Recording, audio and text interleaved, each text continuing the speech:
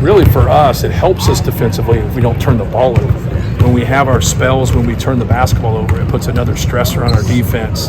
That's really tough for us to overcome. This is the consistency. The last 2 games we've been right around a point per possession for Maryland and for Northwestern, which I think is pretty good.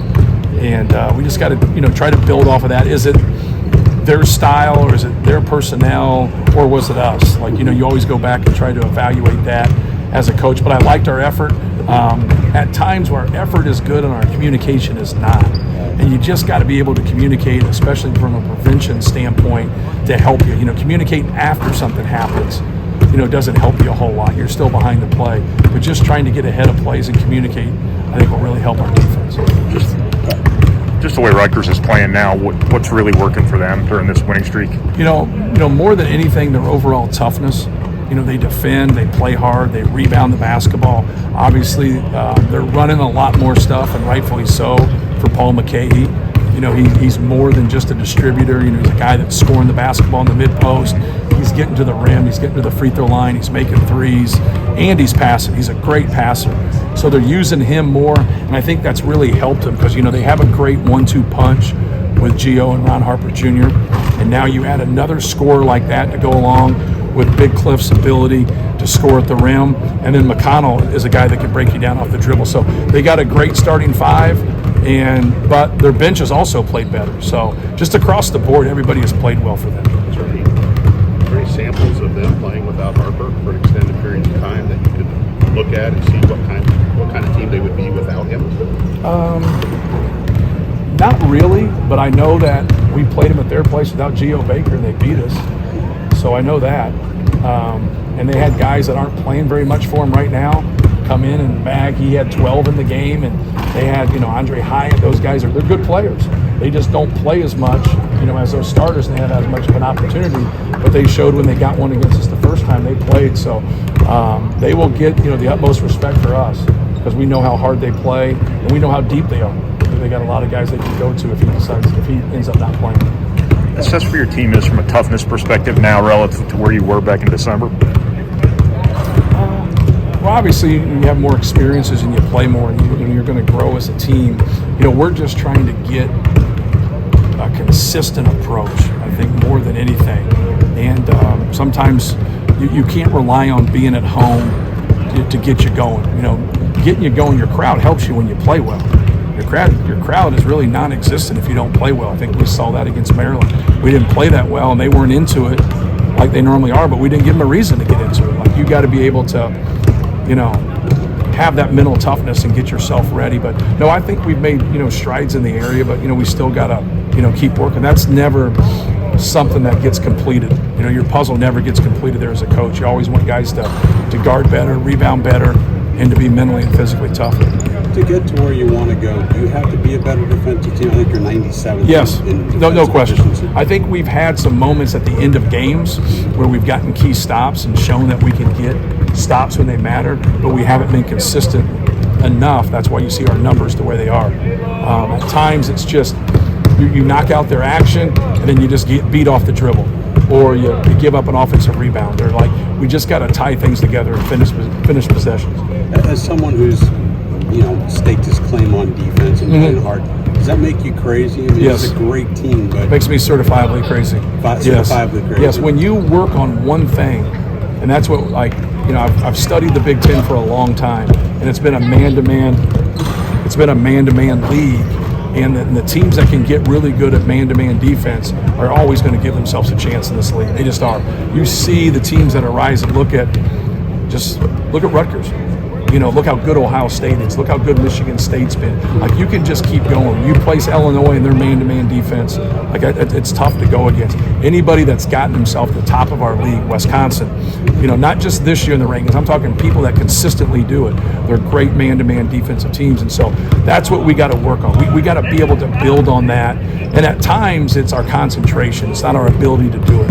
We got to concentrate. We got to communicate. And when we do that, we've shown that we can be successful. Anything Jaden, the last 2 games, can kind of tweak a little bit, or do you think he was worn out at the end of that stretch? Just concentrate. Don't, don't try to find your way into the game with something tough right away.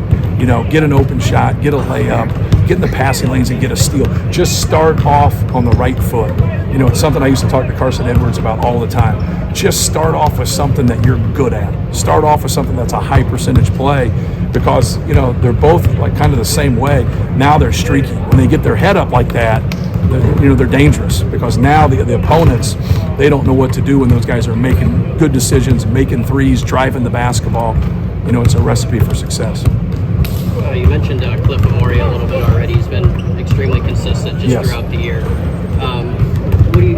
What does Zach and Travion need to do to kind of, go at him, attack him, try to slow him down a little bit in the second go around against him? Well, he has scored the ball well. He's gotten the ball, deep in the post, and he's went right at people. He's a great diver, he's a great dunker, but now he's showing the ability to make post moves. He gives, maximum effort, just like all their guys, maximum effort.